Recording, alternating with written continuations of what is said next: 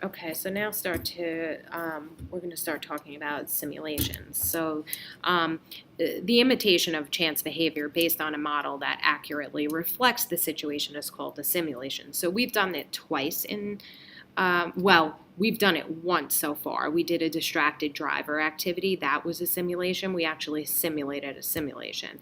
And in class on Monday, we will do another simulation. So I'll point that out to you when we get there.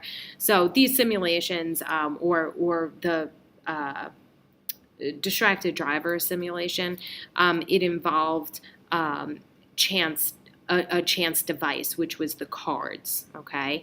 And in class we'll do a 1 in 6 wins, and we'll be using dice, and the dice are our chance device. But the same basic strategy is going to be followed for both of those simulations, and that is these next 4 steps. So we're first going to state what the question of interest about some chance process is. We're then going to plan.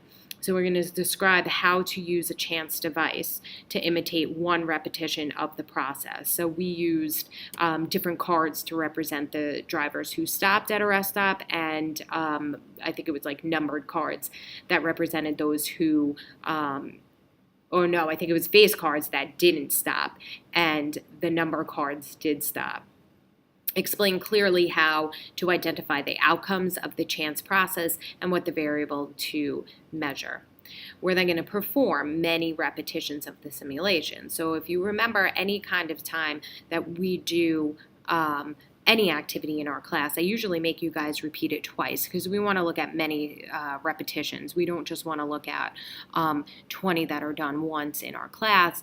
We'll usually do them again, so at least we have 40 plus to look at.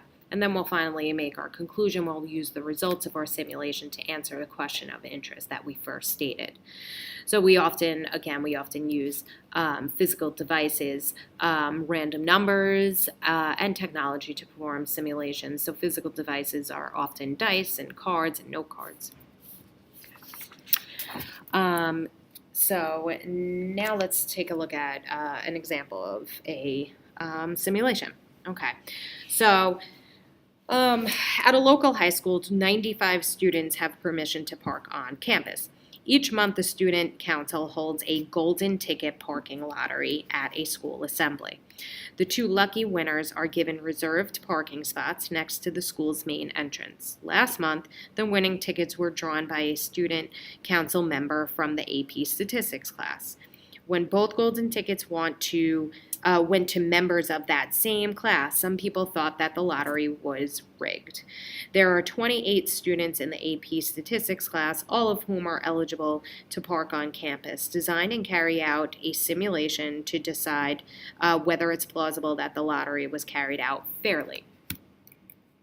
So the first thing is we're going to use table D here, okay? We could have very well also used cards like, in the hat method, or we could have also used our random number generator on our calculators, okay? We'll say we'll use table D so that I can actually show you where I'm getting these from. We're going to use the row 139 and the random digits that appear there. I'm going to use the numbers 1 to 28 to represent the students in the AP Statistics class, and I'm going to use 29 to 95 that represent anybody else in the school or any other eligible people to park on campus. And then I'm going to skip the numbers from 96 to 00.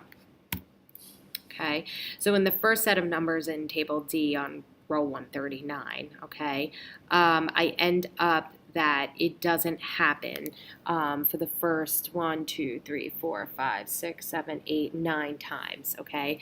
First 9 that I get 2 in a row, I end up with 1 in a stats class here, 1 in a stats class here, 1 in a stats class here. So I'm yet to find 2 that got the lottery tickets that are both in the AP stats class. I did it 9 more times, and I ended up that 10th time I finally got that both would have been in the stats class. Okay, it happened again over here with number 18 and 19, student 18 and student 19. And then finally, my last pick, my 18th pick, I got it again on student 24 and student 28. So based on 18 repetitions of our simulation, both winners came from the AP Stats class about 3 times. So the probability is estimated at about 16.7%. So in our simulation of a fair lottery, both winners came up only about 16.6% of the time. So it's plausible that the lottery was conducted fairly. It's not likely to happen all that often.